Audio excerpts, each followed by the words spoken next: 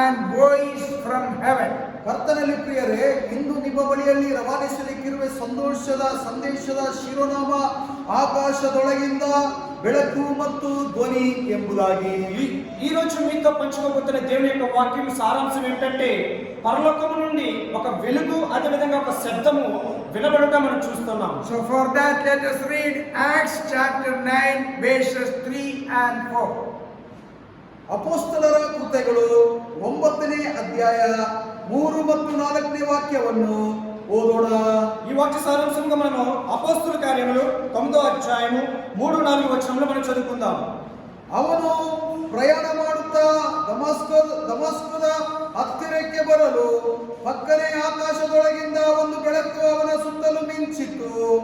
ಅವನು ನೆಲಕ್ಕೆ ಬಿದ್ದು, ಸೌಲನೇ ಸೌಲನೇ, ನನ್ನನ್ನು ಯಾಕೆ ಹಿಂಸೆಪಡಿಸುತ್ತಿ ಎಂದು ಹೇಳುವ ವಾಣಿಯನ್ನು ಕೇಳಿದನು.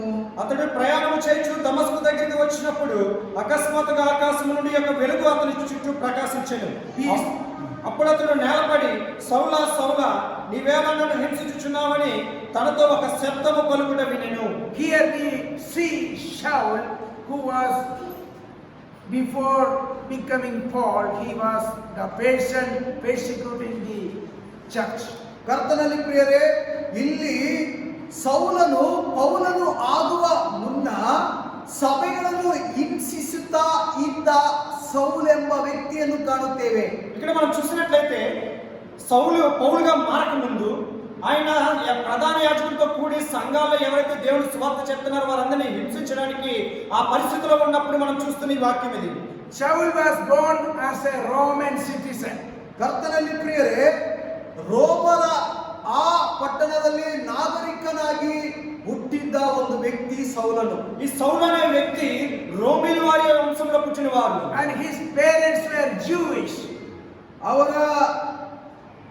ಅವರ ಪೋಷಕರು ಜೂವಿಶ್ ಆಗಿದ್ದರು.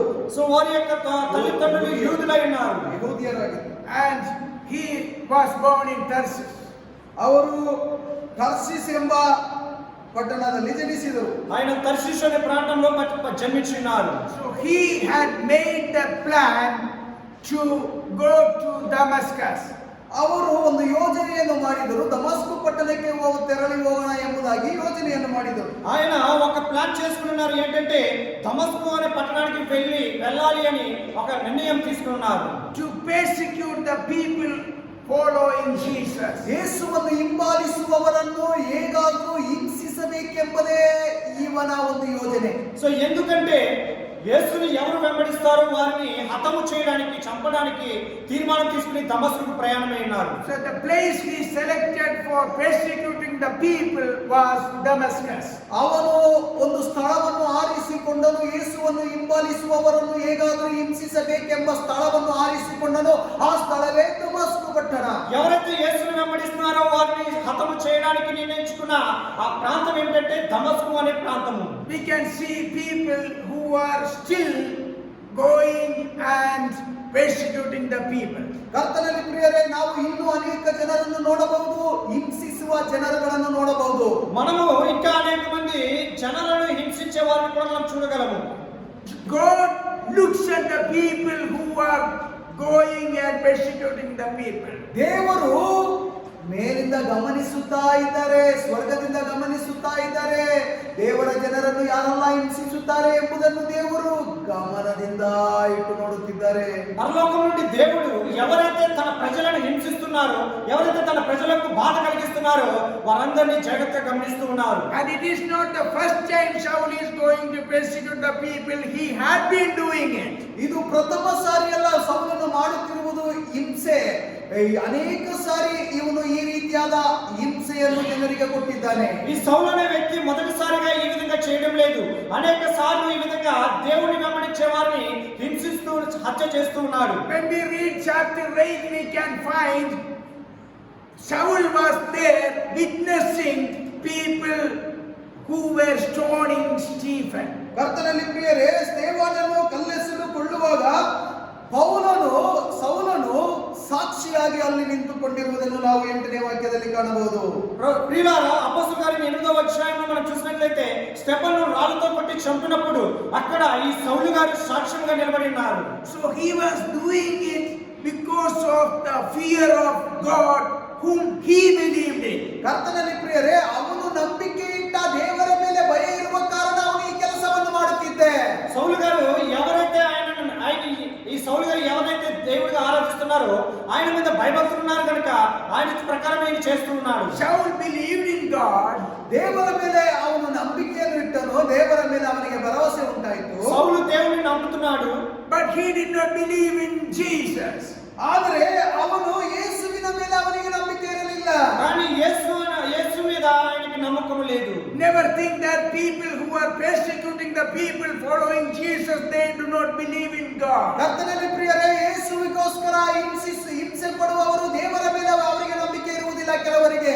సో ప్రియులారా, ఎవరైతే దేవుని కొరకే ఉంటారో, ఎవరి కొరకే దేవుని కొరకే జీవిస్తారో ఒక్కొక్కసారి వాళ్ళకి నమ్మకం అనేది కోల్పోతూ ఉంటారు. So they think that when they persecute the people following Jesus, it would please their God. ಕರ್ತನಲ್ಲಿ ಪ್ರಿಯರೇ, ಯೇಸುವನ್ನು ಹಿಂಬಾಲಿಸುವವರು ಹಿಂಸೆ ಪಡಿಸಿದರೆ ಅವರ ದೇವರಿಗೆ ಮೆಚ್ಚುಗೆ ಆಗುತ್ತದೆ ಎಂಬುದಾಗಿ ಅವರ ಅರ್ಥವಾಗಿರಬಹುದು, ಅವರ ಯೋಚನೆ ಆಗಿರಬಹುದು. సో ప్రియులారా, ఎవరైతే దేవుని వెంబడిస్తారో వారిని హింసించిన వారు దేవుని మీద అధిక ప్రేమ ఉంటుందని వారికి తెలియదు.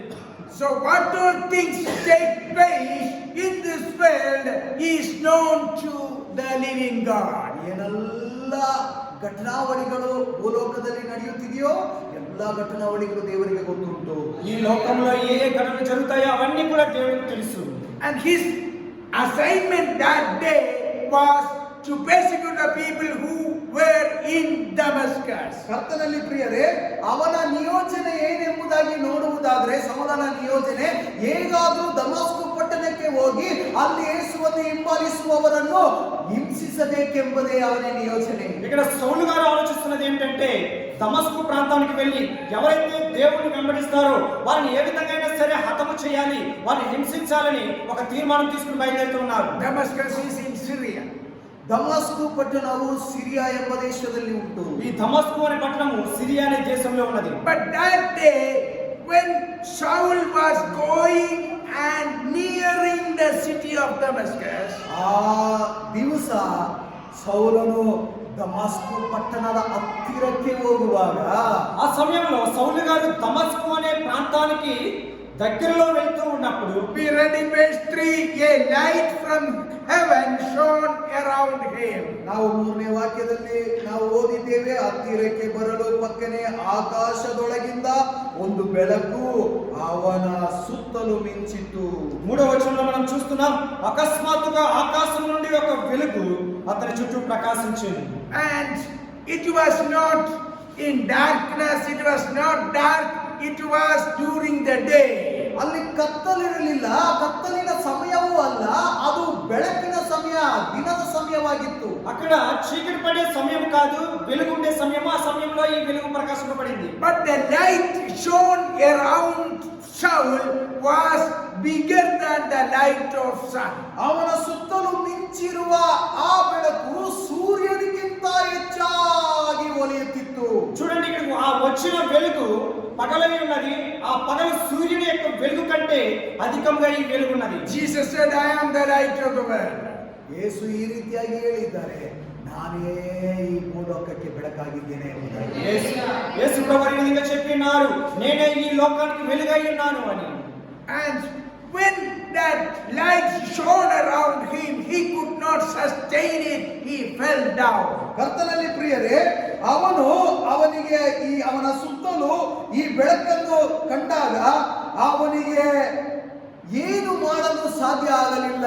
ఎప్పుడైతే ఈ సౌలు గారి మీద ఈ వెలుగు వచ్చినదో ఆ వెలుగుని చూసి ఇతనికి ఏం చేయాలో అర్థం కాక మొత్తం కళ్ళంతా కూడా చీకటిగా అయిపోయినాయి. He fell on the ground.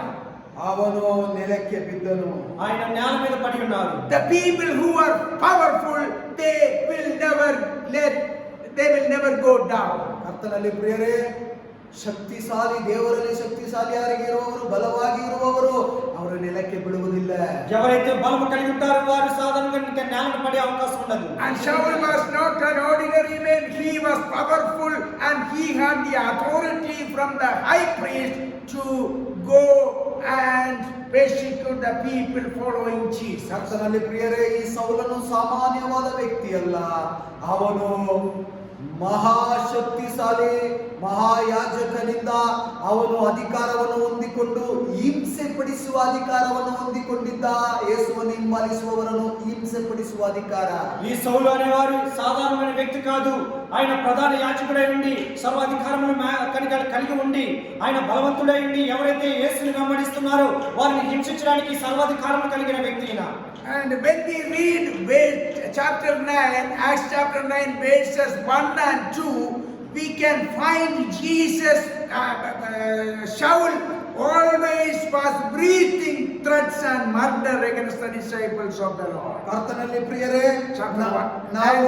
ನಾವು ಅಪೊಸ್ತಲರ ಕೃತ್ಯಗಳು 9ನೇ ಅಧ್ಯಾಯ 1ನೇ ವಾಕ್ಯವನ್ನು ನೋಡುವಾಗ ಸೌಲನು ಇನ್ನೂ ಕರ್ತನ ಶಿಷ್ಯರ ಮೇಲೆ ರೌದ್ರನಾಗಿದ್ದು ಬೆದರಿಕೆಯ ಮಾತುಗಳನ್ನು ಆಡುತ್ತಾ ಅವರನ್ನು ಸಂಹರಿಸಬೇಕೆಂದು ಆಶೆ ಪಡುತ್ತಾ ಮಹಾಯಾಜಕನ ಬಳಿಗೆ ಹೋಗಿ ಆ ಮಾರ್ಗವನ್ನು ಹಿಡಿದವರನ್ನು ಯಾರಾದರೂ ಸಿಕ್ಕಿದರೆ ಅವರು ಗಂಡಸರೋ ಹೆಂಗಸರಾದರೂ ಸರಿಯಾಗಿ ನಾನು ಅವರಿಗೆ ಬೇಡಿ ಹಾಕಿಸಿ ಯೆರೂಸಲೇಮಿಗೆ ತರುತ್ತೇನೆ ಎಂಬುದ ಮಾತಾಗಿ ಅವನು ಅಷ್ಟು ಹಿಂಸೆ ಮಾಡುವವನಾಗಿದ್ದ. అపోస్తలుల కార్యములు 9వ అధ్యాయం 1వ వచనంలో సౌలు ఇంకా ప్రభు యొక్క శిష్యులను బెదిరించుటయు హత్య చేయకుండా అతని ప్రాణధారమైనట్టుగా ప్రధాన యాజకుడికి వెళ్ళి ఈ విధంగా సౌలు గారి ముందుకు వెళ్తున్నారు. So when he was breathing threats and murder means it was, as we breathe quite often, he always thinks about destroying the people following Jesus. ಕರ್ತನಲ್ಲಿ ಪ್ರಿಯರೇ, ಅವನು ಹೇಗಾದರೂ ಈ ರೀತಿಯಾದ ಬೆದರಿಕೆ ಮಾತುಗಳನ್ನು ಆಡುತ್ತಾ ಇರುವಾಗ ಅವನು ದಿನನಿತ್ಯವೂ ಇದೇ ಮಾತುಗಳನ್ನು ಆಡುತ್ತಿದ್ದ. ಆದರೂ ಸಹ ಅವನಿಗೆ ಹಿಂಸೆ ಮಾಡಬೇಕೆಂಬುದು ಅವನ ಹೃದಯವನ್ನು ಬಿಟ್ಟು ಹೋಗಲಿಲ್ಲ. సౌలు గారు ఈ విధంగా బెదిరించుటయు హత్య చేయుటయు ఎవరైతే యేసుని వెంబడిస్తున్నారో వారిని బెదిరించడానికి వారిని హత్య చేయడానికి ఈ విధంగా ఒక నిర్ణయాన్ని తీసుకుని ఈ దమస్కు ప్రాంతానికి వెళ్తున్నారు. And nobody was able to stop him because he had the power and he was a Roman ಈ citizen. ಹಿಂಸೆ ಪಡಿಸುವುದರಿಂದ ಅವನನ್ನು ಯಾರು ತಡೆಯಲು ಸಾಧ್ಯವಿಲ್ಲ. ಯಾಕಂದರೆ ಅವನು ರೋಮ ಆ ಪಟ್ಟಣದ ನಾಗರಿಕನಾಗಿದ್ದ. ಅದು ಮಾತ್ರವಲ್ಲ, ಅವನಿಗೆ ಅಧಿಕಾರವೂ ಉಂಟು. సో ఈ సౌలు గారికి ఈ రోమే పట్టణంలో సర్వాధికారములు కలిగి ఉన్నాయి. ఎవరైనా యేసుని వెంబడిస్తారో వారిని హింసించడానికి వారిని హత్య చేయడానికి ఆయనకి అధికారం ఇవ్వబడి ఉన్నది. And we can see nowadays the people, even though they do not have the authority to persecute Christians, still they are doing it. ಕರ್ತನಲ್ಲಿ ಪ್ರಿಯರೇ, ಈ ದಿನಗಳಲ್ಲಿ ನಾವು ನೋಡಬಹುದು, ಅವರಿಗೆ ಯಾವುದೇ ಅಧಿಕಾರ ಇಲ್ಲದೆ ಇದ್ದರೂ ಕ್ರೈಸ್ತ ಜನರನ್ನು ಅವರು ಹಿಂಸಿಸುವುದನ್ನು ನಾವು ನೋಡಬಹುದು. ప్రియులారా, ప్రస్తుత కాలంలో కూడా ఈ విధంగా క్రైస్తవుల మీద దాడులు అనేవి జరుగుతున్నాయి. వారికి అధికారం లేకపోయినప్పటికీ కూడా ఎవరైతే దేవుణ్ణి వెంబడిస్తారో వారి మీదకి వెళ్ళి సంఘాల మీదకి వెళ్ళి వారిని హింసించడం మనం చూస్తున్నాం. And I have seen when the followers of Jesus are persecuted, nobody is coming there to rescue them. ಕರ್ತನಲ್ಲಿ ಪ್ರಿಯರೇ, ಯೇಸುವನ್ನು ಅನುಸರಿಸುವವರು, ಕ್ರೈಸ್ತನನ್ನು ಅನುಸರಿಸುವವರಿಗೆ ಹಿಂಸೆಯಾಗುವಾಗ ಅವರಿಗೆ ಸಹಾಯಕನಾಗಿ ಯಾವ ಒಂದು ಮನುಷ್ಯರು ಅವರೊಂದಿಗೆ ನಿಂತುಕೊಳ್ಳುವುದಿಲ್ಲ. ఏ విధంగా ఈ గొడవలు జరుగుతున్నప్పుడు అయ్యేదైనా ఆపుదామని ఎవరు కూడా చుట్టుపక్కల వారు వచ్చి వారిని కాపాడడం అనేది కూడా ఈ క్రైస్తవులను కాపాడడం అనేది కూడా జరగడం లేదు. That is the reason Jesus told the disciples when he was giving the great commission, I am with you. ಆದುದರಿಂದ ಯೇಸು ಹೇಳುತ್ತಿರುವ ಒಂದು ಮಾತುಂಟು, ನಾನು ನಿನ್ನೊಡನೆ ಇದ್ದೇನೆ ಎಂಬುದಾಗಿ ಕಡೆಯವರೆಗೂ. సో ఈ విధంగా సువార్తకు వెళ్ళినప్పుడు ప్రతి ఒక్కరికి దేవుడు చెప్తున్న గొప్ప మాట ఏమిటంటే చివరి వరకు నేను మీతో ఉంటాను అని. So when we are in trouble, there may not be anybody to rescue us, but believe in the promise of God that the living God is seeing and he would rescue you. ಕರ್ತನಲ್ಲಿ ಪ್ರಿಯರೇ, ನಾವು ಸಮಸ್ಯೆಯಲ್ಲಿ ಸಿಲುಕಿಕೊಂಡಾಗ ನಮ್ಮನ್ನು ಬಿಡಿಸಲು ಯಾರು ಇಲ್ಲ ಎಂಬುದಾಗಿ ನೀವು ಭಯಭೀತರಾಗಬೇಡಿ. ನೀವು ಒಂದು ವಾಗ್ದಾನವನ್ನು ನಂಬಬೇಕು. ಕಡೆಯವರೆಗೂ ಯುಗಾಂತರವರೆಗೂ ನಿನ್ನೊಡನೆ ನಾನು ಇರುತ್ತೇನೆ ಎಂಬ ವಾಗ್ದಾನವನ್ನು ನೀವು ಮರೆಯಬಾರದು. సమస్యలో ఒకవేళ నీవు నేను చిక్కుకున్నట్లయితే దేవుడిచ్చిన వాగ్దానం మన హృదయంలో పెట్టుకుని మనం ధైర్యంగా ఉండాలి. నీతో పాటు నేను సదాకాలం నీతో ఉంటాను అని దేవుడిచ్చిన వాగ్దానము మనకు ఉన్నది కనుక ఏ సమస్య వచ్చినా ఏ కష్టం వచ్చినా సరే మనం భయపడకుండా దేవుడు మనతో ఉన్నాడని ఒక నమ్మకం కలిగి ఉందాం. But when nobody can handle anybody, Almighty God can handle them. ಕರ್ತನಲ್ಲಿ ಪ್ರಿಯರೇ, ಯಾರು ಅವರನ್ನು ನಡೆಸಲು ಯಾರ ಕೈಯಿಂದ ಸಾಧ್ಯ ಆಗದೇ ಇರುವ ಸಮಯದಲ್ಲಿ ದೇವರು ಅವರನ್ನು ನಡೆಸಲು ಶಕ್ತನಾಗಿದ್ದಾನೆ. ఒకవేళ మనకు చుట్టుపక్కల ఎవరి వల్ల సాధ్యం కాని పని ఏదైనా ఉన్నా సరే దేవుడి వల్ల అది పని సాధ్యమవుతుంది. దేవుడు మనకి తోడుగా ఉంటారు. So that is the reason the heaven touched Shaul. ಅದೇ ಕಾರಣ ಆಕಾಶದೊಳಗಿಂದ ಒಂದು ಬೆಳಕು ಸೌಲನ್ನು ಮುಟ್ಟಿತು. సో ఇదే వాగ్దానం ప్రకారం సౌలు గారికి కూడా ఆకాశం నుండి ఒక వెలుగు వచ్చి ఆయన ముట్టింది. That is the first time he fell on the ground. We could not resist the power that he had from heaven. ಕರ್ತನಲ್ಲಿ ಪ್ರಿಯರೇ, ಪ್ರಥಮ ಸಾರಿ ಅಧಿಕಾರವುಳ್ಳ ಸೌಲನು ನೆಲಕ್ಕೆ ಬೀಳುತ್ತಿದ್ದಾನೆ. ಯಾಕಂತಂದ್ರೆ ಆಕಾಶದೊಳಗಿಂದ ಅವನ ಸುತ್ತಲೂ ಇರುವ ಆ ಮಿಂಚದ ಬೆಳಕನ್ನು ಕಾಣಲಿಕ್ಕೆ ಅವನ ಕೈಯಲ್ಲಿ ಸಾಧ್ಯವಾಗಲಿಲ್ಲ.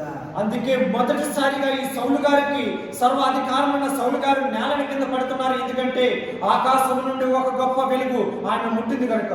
When the enemies might be so strong, nothing to worry. You cannot resist him, but we have a living God who will take care of him. ಕರ್ತನಲ್ಲಿ ಪ್ರಿಯರೇ, ನಿಮ್ಮ ಎದುರಾಳಿಗಳು ಶಕ್ತಿಶಾಲಿಯಾಗಿರಬಹುದು. ನಿಮಗೆ ನೀವು ಅವರನ್ನು ನಿರ್ವಹಿಸಲಾಗದೆ ಇರಬಹುದು. ಅವರಿಗಿಂತ ಶಕ್ತಿಶಾಲಿಯಾದ ಸರ್ವಶಕ್ತನು ನಿಮ್ಮನ್ನು ಕೈ ಬಿಡುವುದಿಲ್ಲ, ನಿಮ್ಮನ್ನು ಹೇಗಾದರೂ ನಡೆಸುತ್ತಾನೆ.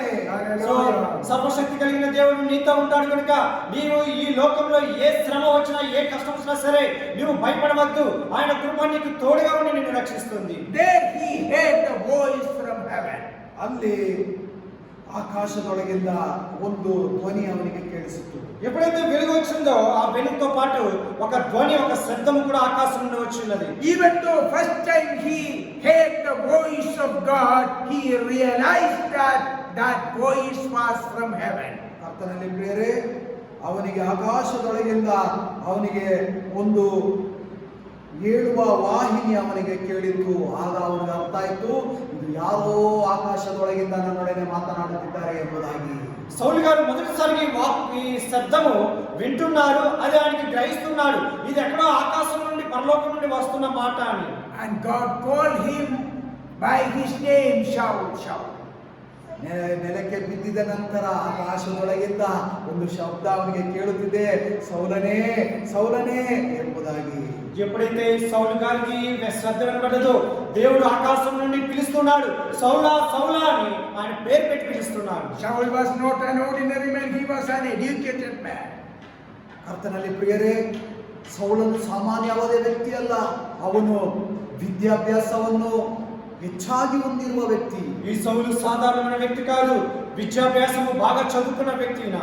And after calling Shaul, Shaul, the next voice he heard was, why are you persecuting me? ಸೌಲನೇ ಸೌಲನೇ ಎಂಬ ಶಬ್ದ ಕೇಳಿದ ನಂತರ ಅವನ ಕಿವಿಯಲ್ಲಿ ಕೇಳಲ್ಪಟ್ಟಿದ್ದು, ನನ್ನನ್ನು ಯಾಕೆ ಹಿಂಸೆ ಪಡಿಸುತ್ತೀ? సౌలా సౌలా అని పిలిచినప్పుడు ఆయన మరొక మాట అంటున్నారు, ఎందుకు నన్ను హింసిస్తున్నావని ఆకాశం నుండి ఒక మాట ఆయన వచ్చి ప్రశ్నిస్తూ ఉంది. Dear children of God, Shaul was persecuting the people following Jesus, but here Almighty God is telling him, you are persecuting me. ಕರ್ತನಲ್ಲಿ ಪ್ರಿಯರೇ, ಸೌಲನು ಯೇಸುವನ್ನು ಅನುಸರಿಸುವವರನ್ನು ಹಿಂಸೆ ಪಡಿಸುತ್ತಿದ್ದ. ಆದರೆ ದೇವರು, ಸರ್ವಶಕ್ತನಾದ ದೇವರು ಇಲ್ಲಿ ಏನು ಕೇಳುತ್ತಿದ್ದಾರೆ ನೋಡಿ, ಸೌಲನನ್ನು ನೋಡಿ, ಸೌಲನೇ ಸೌಲನೇ ನನ್ನನ್ನು ಯಾಕೆ ಹಿಂಸೆ ಪಡಿಸುತ್ತೀಯಾ ಎಂಬುದಾಗಿ ಯೇಸು ಕೇಳುತ್ತಿದ್ದಾರೆ. గమనించండి, ఇక్కడ సౌలు గారు ఎవరైతే యేసుని వెంబడిస్తున్నారో వారిని మాత్రమే హింసిస్తున్నారు. కానీ ఇక్కడ ఆకాశం నుండి దేవుడు సౌలుతో ఏమని మాట్లాడుతున్నాడంటే, ఎందుకు నీవు నన్ను హింసిస్తున్నావని, దేవుడిని హింసిస్తున్నావని మాట్లాడుతున్నారు. So God is considering us as if we are belonging to him, like his children. ಕರ್ತನಲ್ಲಿ ಪ್ರಿಯರೇ, ಯೇಸು ದೇವರು ನಮ್ಮನ್ನು ಹೇಗೆ ಪರಿಗಣಿಸುತ್ತಾರೆ ಎಂಬುದಾಗಿ ನೋಡುವುದಾದರೆ ತನ್ನ ಸ್ವಂತ ಮಕ್ಕಳು ಎಂಬುದಾಗಿ నమ్మను పరిగణిస్తున్నారు. చూడండి ఈ మాట ప్రకారం మనం అర్థం చేసుకోవాల్సింది ఏంటంటే యేసు ప్రభువు వారు మనల్ని ఏ విధంగా అంగీకరిస్తున్నారంటే ఆయన యొక్క సొంత బిడ్డలుగా సొంత కుమారులు కుమార్తెలుగా ఆయన మనల్ని అంగీకరిస్తున్నారు. So his plan was go into Damascus, bind the people, take them to Jerusalem. ಕರ್ತನಲ್ಲಿ ಪ್ರಿಯರೇ, ಇವನ ಯೋಜನೆ ಸೌಲನ ಯೋಜನೆ ಹೇಗಿತ್ತು ಎಂಬುದಾಗಿ ನಾವು ನೋಡುವಾಗ ದಮಸ್ಕು ಪಟ್ಟಣಕ್ಕೆ ಹೋಗುವುದು, ಅವರು ಯಾರಾದರೂ ಇದ್ದರೂ ಯೇಸುವನ್ನು ಅನುಸರಿಸುವವರನ್ನು ಬೇಡಿ ಹಾಕಿಸಿ ಕಟ್ಟಿ ಕರ್ಕೊಂಡ್ಬರೋದು. ఇక్కడ సౌలు గారి యొక్క ప్లాన్, వారి యొక్క ఉద్దేశం ఏంటంటే దమస్కు ప్రాంతానికి వెళ్ళి అక్కడ ఎవరైతే యేసుని వెంబడిస్తున్నారో వారిని పట్టుకుని ఈ రోమియో ప్రాంతానికి తీసుకురావాలనేదే వారి యొక్క ఉద్దేశం. Dear children of God, when enemies come and attack us, sometimes God allows them. ಕರ್ತನಲ್ಲಿ ಪ್ರಿಯರೇ, ಕೆಲವೊಮ್ಮೆ ಶತ್ರುಗಳು ವಿರೋಧಿಗಳು ನಮಗೆ ದಾಳಿ ಮಾಡಲು ಬರಬಹುದು, ಅದು ದೇವರು అనుమతిಯಿಂದ ಬಂದಿರಬಹುದು.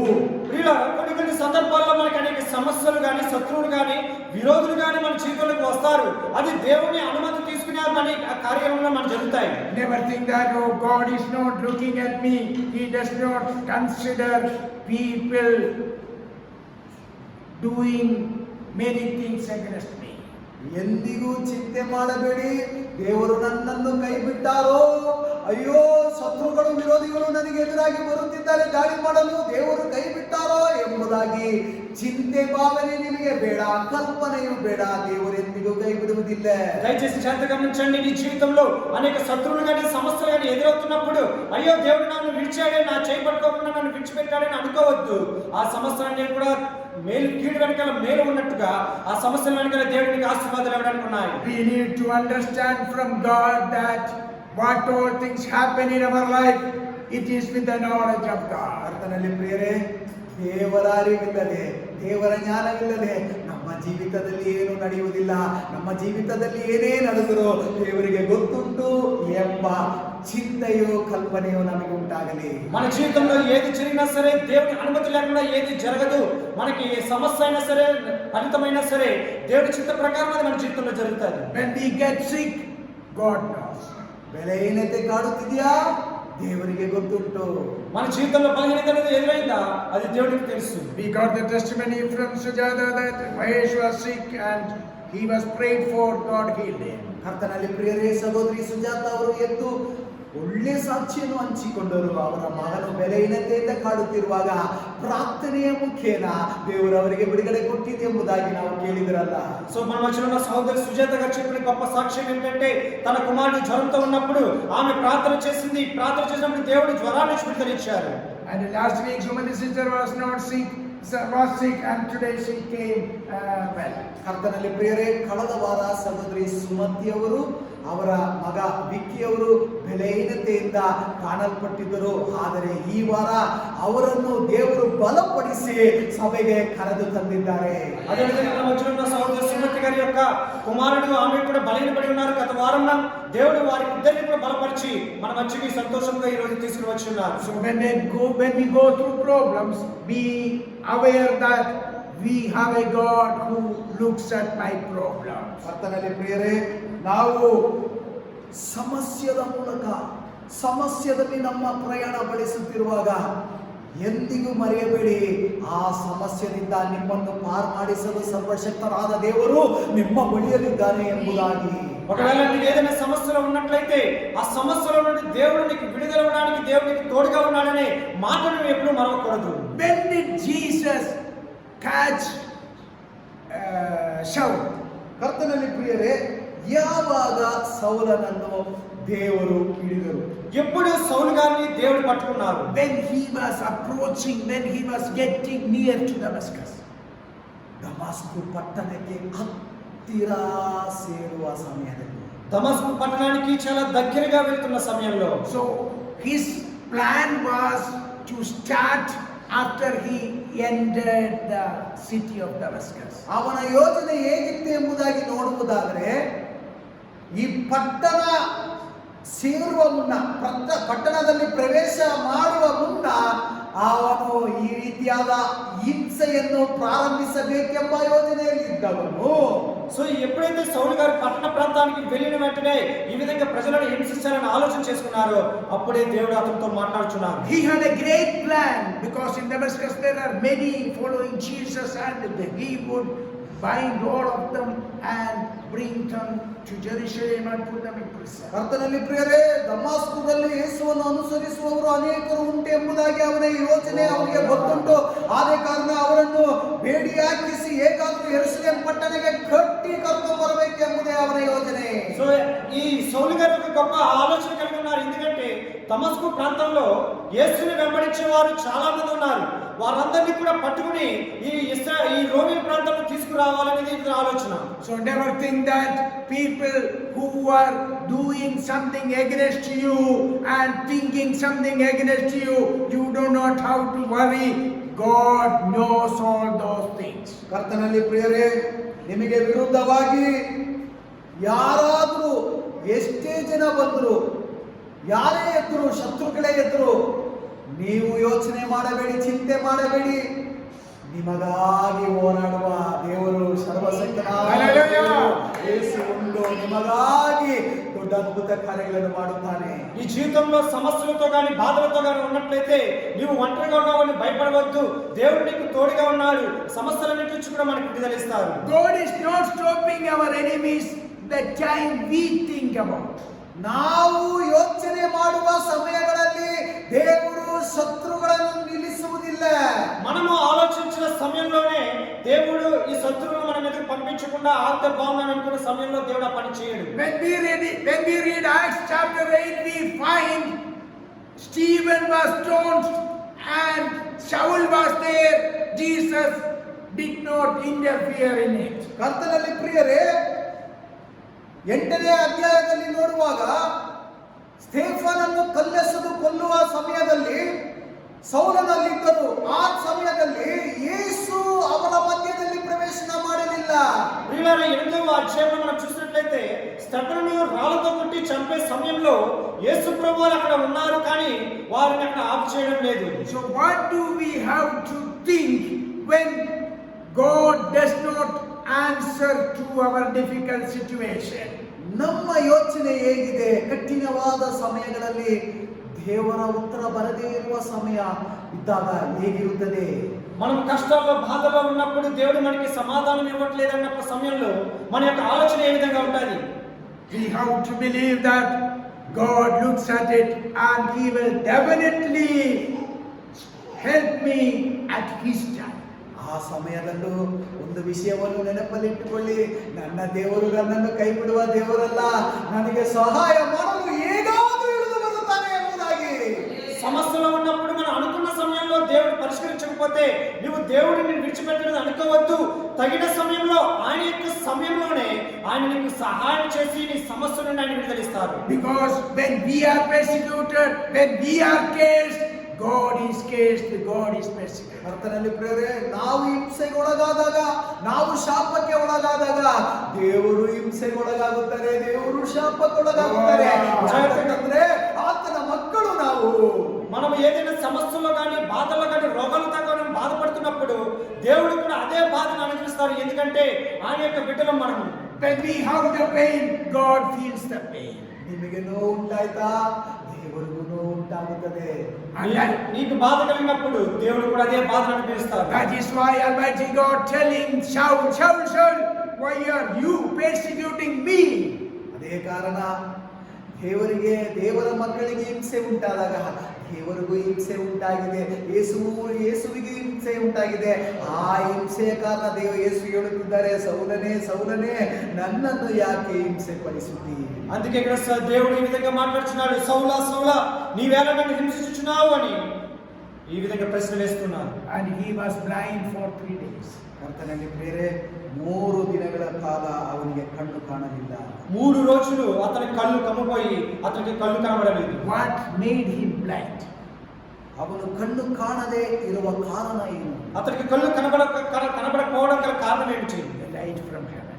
ಕರ್ತನಲ್ಲಿ ಪ್ರಿಯರೇ, ಆಕಾಶದೊಳಗಿಂದ ಅವನ ಕಣ್ಣಿಗೆ ಬಿದ್ದ ಆ ಮಿಂಚು. ఆకాశం నుండి వచ్చిన ఆ గొప్ప వెలుగు ద్వారానే అతని కళ్ళు 3 రోజులు తెరవబడలేదు. When the light shines us, the light from heaven makes the enemies blind.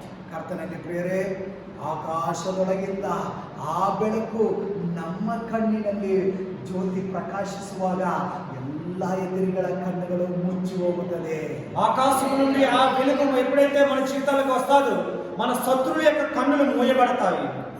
Here Peter, Saul was persecuting, but after he accepted the Lord Jesus, he started lifting the Lord Jesus, even though he had to receive persecution. ಕರ್ತನಲ್ಲಿ ಪ್ರಿಯರೇ, ಸೌಲನು ಎಲ್ಲರನ್ನು ಹಿಂಸಿಸುತ್ತಿದ್ದ, ಆದರೆ ಯೇಸುವನ್ನು ಸ್ವೀಕರಿಸಿದ ನಂತರ ಅವನು ಯೇಸುವ ನಾಮವನ್ನು ಘನಪಡಿಸುತ್ತಾ, ಯೇಸುವಿನ ನಾಮವನ್ನು ಮೇಲಕ್ಕೆತ್ತುತ್ತಾ ಅವನು ಹಿಂಸೆಗೊಳಗಾಗಬೇಕೆಂಬ ಆಸೆ ಭಾವನೆ ಅವನಿಗೂ ಇತ್ತು.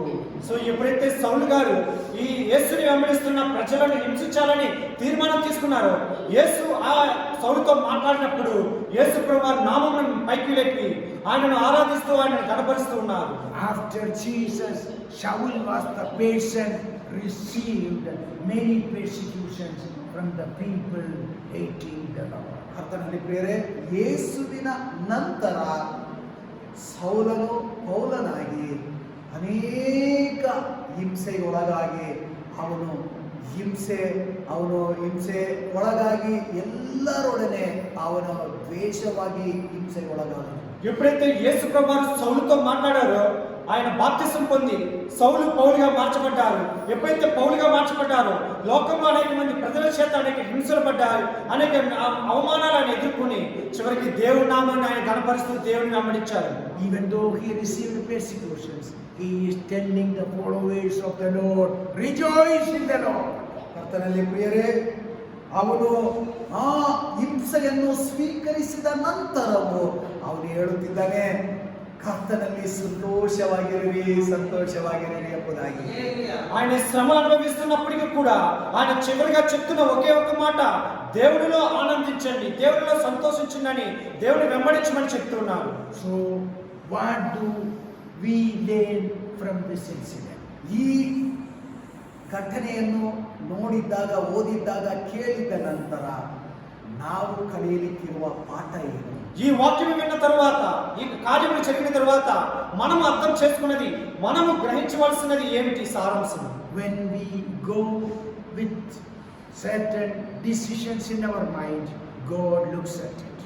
ಕರ್ತನಲ್ಲಿ ಪ್ರಿಯರೇ, ಕೆಲವು ನಿಶ್ಚಿತವಾದ ಸಮಸ್ಯೆಗಳಲ್ಲೋ ಘಟನೆಯಲ್ಲೋ ಸಿಲುಕಿಕೊಂಡಾಗ ದೇವರು ಸುಮ್ಮನೆ ಇರುವ ದೇವರಲ್ಲ, ನಿಮ್ಮನ್ನು ಗಮನಿಸುತ್ತಿದ್ದಾರೆ. నీవు నేను ఏదైనా సమస్యల్లో కానీ రోగాలతో కానీ బాధపడుతున్నట్లయితే వాటిని చూసి దేవుడు మౌనముగా ఉండే దేవుడు కాదు, మనందరికీ పరిష్కారం తగిన సమయంలో ఇచ్చే దేవుడే ఉన్నారు. And God would help us whenever nobody is helping us. ಕರ್ತನಲ್ಲಿ ಪ್ರಿಯರೇ, ಯಾರು ನಮಗೆ ಸಹಾಯ ಮಾಡದೇ ಇರುವ ಪರಿಸ್ಥಿತಿಯಲ್ಲಿ ದೇವರು ಬಂದು ಎಂದಿಗೂ ನಮ್ಮೊಂದಿಗಿದ್ದು ನಮಗೆ ಸಹಾಯ ಮಾಡುವ ಆತನಾಗಿರುತ್ತಾನೆ. ఈ లోకంలో ఎవరు మనకి సహాయం చేయలేని పరిస్థితిలో ఉన్నప్పటికీ కూడా మన దేవుడు మనల్ని చేయవిడకుండా ఖచ్చితంగా సహాయం చేయడానికి మనకి తోడుగా ఉంటారు ఆయన. So enemies may plan many things against us. ಆದುದರಿಂದ ಶತ್ರುಗಳು ನಮಗೆ ವಿರುದ್ಧವಾದ ಅನೇಕ ಯೋಜನೆಗಳನ್ನು ಸಿದ್ಧಪಡಿಸಬಹುದು. శత్రువులు మన గురించి అనేక ఆలోచనలు చేసి ఉండవచ్చు. But God would, the enemies can do it only when they are permitted by Him. ಕರ್ತನಲ್ಲಿ ಪ್ರಿಯರೇ, ಶತ್ರುಗಳು ಹೇಗೆ ನಿರ್ಬಂಧದಿಂದ ಅವರು ನಮ್ಮನ್ನು ಹಿಂಸಿಸಬಹುದು, ನಿರ್ಬಂಧ ಇದ್ದರೆ ಹಿಂಸಿಸಬಹುದು, ಆದರೆ ದೇವರ ಜ್ಞಾನ ಇಲ್ಲದೆ ನಮ್ಮನ್ನು ಹಿಂಸಿಸಲು ಯಾರಿಂದಲೂ ಸಾಧ್ಯವಿಲ್ಲ. శత్రువులు మన మీద ఏ ప్రయోగం చేసినా సరే, ఏ ఇబ్బంది కలిగించినా సరే, అది దేవుని అనుమతి లేకుండా వారు మన మీదకి రారు, మన మీద ఏది చేయలేరు. Paul could say many things about his advantages. ಕರ್ತನಲ್ಲಿ ಪ್ರಿಯರೇ, ಎಲ್ಲ ಪೌಲನು ಅವನ ಎಲ್ಲ ಬೇಕಾಗಿರುವ ಪ್ರಯೋಜನವಾದ ವಿಷಯಗಳನ್ನು ಅವನು ಹೇಳಬಹುದು, ಆದರೆ ಅವನು ಹೇಳದೆ ಸುಮ್ಮನೆ పౌలు గారికి వారికి ఉపయోగకరంగా ఉన్న అనేక మాటలను అనేక కార్యాలను చేయగలరు, ఎందుకంటే వారికి అధికారం ఉన్నది. కానీ అక్కడ ఏమి చేయకుండా కేవలం దేవుని కొరకే ఆయన నిలబడి ఉన్నారు. But God used Shaul and Shaul became Paul. ಆದರೆ ಯೇಸು ಸೌಲನ್ನು ಉಪಯೋಗಿಸಿದರು. ಅದು ಮಾತ್ರವಲ್ಲ, ಸೌಲನು ಪೌಲನಾಗಿ ಬದಲಾಯಿಸಿದರು. దేవుడు సౌలు గారిని ఎన్నుకుని సౌలు గారి నుంచి మార్పును పొందించి పౌలుగా మార్చారు. Half of the books are written by Paul. ಸತ್ಯವೇದದಲ್ಲಿ ಅರ್ಧ ಪುಸ್ತಕವು ಪೌಲನ ಮುಖೇನ ಬರೆಯಲ್ಪಟ್ಟಿದೆ. అనేక పుస్తకాలు అనేక గ్రంథాలు సకానికి సగము ఈ సౌలు గారి పౌలు గారి ద్వారానే రాయబడి ఉన్నాయి. So still the light and voice come from heaven. ಕರ್ತನಲ್ಲಿ ಪ್ರಿಯರೇ, ಆದರೂ ಸಹ ಇನ್ನು ಪರಲೋಕದಿಂದ ಆಕಾಶದೊಳಗಿಂದ ಮಿಂಚು ಧ್ವನಿ ಕೇಳಲ್ಪಡುತ್ತದೆ. ఇప్పుడు కూడా మనం ఉన్న ఈ రోజులను కూడా పరలోకం నుండి ఆకాశం నుండి వెలుగు ధ్వని వస్తాం మనం చూస్తున్నాం. We need to see the light of God during our journey in this world. ನಮ್ಮ ಈ ಭೂಲೋಕದ ಪ್ರಯಾಣದಲ್ಲಿ ನಾವು ದೇವರ ಬಳಿಯಿಂದ ಬರುವ ಬೆಳಕು ಮಿಂಚನ್ನು ನಾವು ಕಾಣಲೇಬೇಕು. ఈ లోకంలో ఉన్నంత కాలం మన జీవితంలో దేవుని యొక్క వెలుగును దేవుని యొక్క స్వరాన్ని మనం వినాలి. When the light shines upon the followers of the Lord, it does not make them blind, it makes them shining and shining. ಕರ್ತನಲ್ಲಿ ಪ್ರಿಯರೇ, ಯೇಸುವನ್ನು ಅನುಸರಿಸುವವರ ಮೇಲೆ ದೇವರ ಬೆಳಕು ದೇವರ ಮಿಂಚು ಬೀಳುವಾಗ ಅವರು ಕಣ್ಣು ಕಾಣದೆ ಹೋಗುವುದಿಲ್ಲ, ಅವರು ಇನ್ನೂ ಅತಿ ಹೆಚ್ಚಾಗಿ ಪ್ರಕಾಶ ಹೊಂದುತ್ತಾರೆ. ఎప్పుడైతే దేవుని యొక్క వెలుగు మన జీవితంలో వస్తుందో మనము కన్నులు తెరవడము, కన్ను మూయబడము, మనకు కనబడడం అనేది ఉండదు. ఇంకా దేవుని యొక్క వెలుగులో మనం ముందుకు సాగి ఇంకా దేవుని యొక్క మహిమను మనం పొందుకుంటాం. And we have the voice from God. ಆ ಸಮಯಗಳಲ್ಲಿ ನಮಗೆ ಆಕಾಶದೊಳಗಿಂದ ಧ್ವನಿಯೊಂದು ಕೇಳಿಸಲ್ಪಡುತ್ತದೆ. ఎప్పుడైతే దేవుని మనం ముందుకు వెళ్తామో ఆకాశం నుండి గొప్ప ధ్వని మనకి వినబడుతుంది. So let us close our eyes. ಎಲ್ಲರೂ ಕಣ್ಣುಗಳನ್ನು ಮುಚ್ಚಿ అందరూ కళ్ళు మూసుకుందాం. Let us pray to God. God, you know my enemies. ದೇವರೇ, ನಮ್ಮ ಶತ್ರುಗಳು ಯಾರೆಂಬುದು ನಿಮಗೆ ಗೊತ್ತುಂಟು ಸ್ವಾಮಿ. మనం ప్రార్థన చేద్దాం. మన శత్రువులు ప్రభువా, నా శత్రువు ఎవరో నీకు తెలుసు స్వామి. I cannot do anything because they are more powerful than me.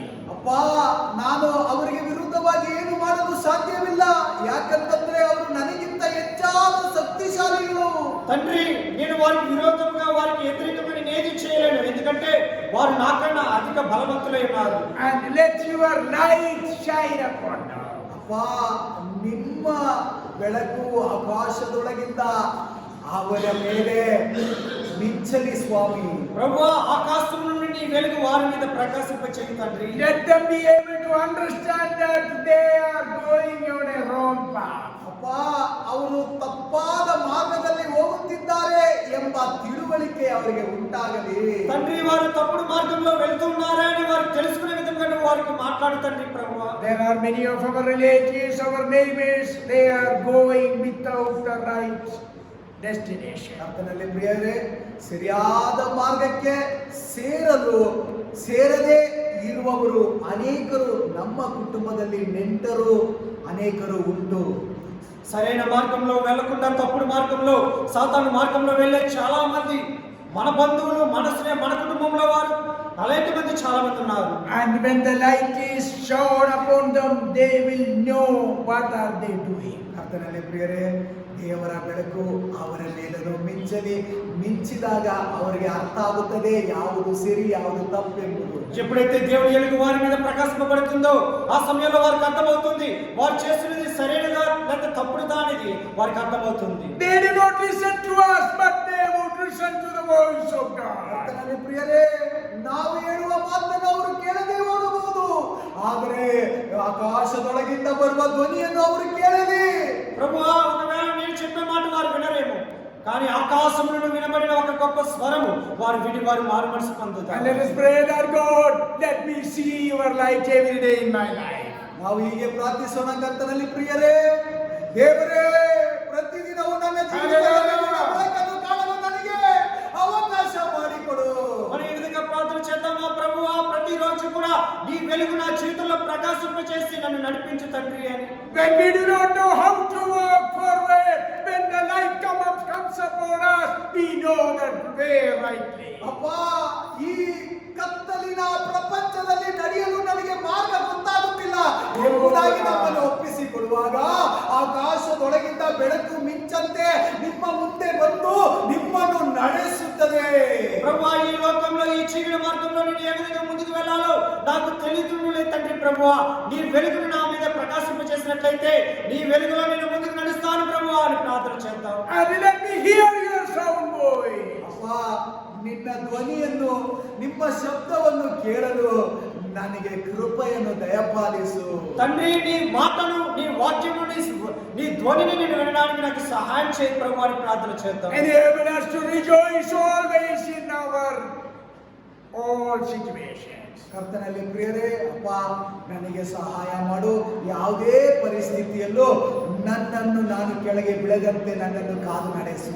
ప్రభువా, ఏ సమస్యలో ఉన్నప్పటికీ కూడా నీ ఆనందం, నీ సంతోషము, నీ మహిమ నా జీవితంలో ప్రకాశింపజేసి నన్ను నీ మార్గంలో నన్ను నడిపించు ప్రభువా అని ప్రార్థన చేద్దాం. And let this prayer be in our daily life.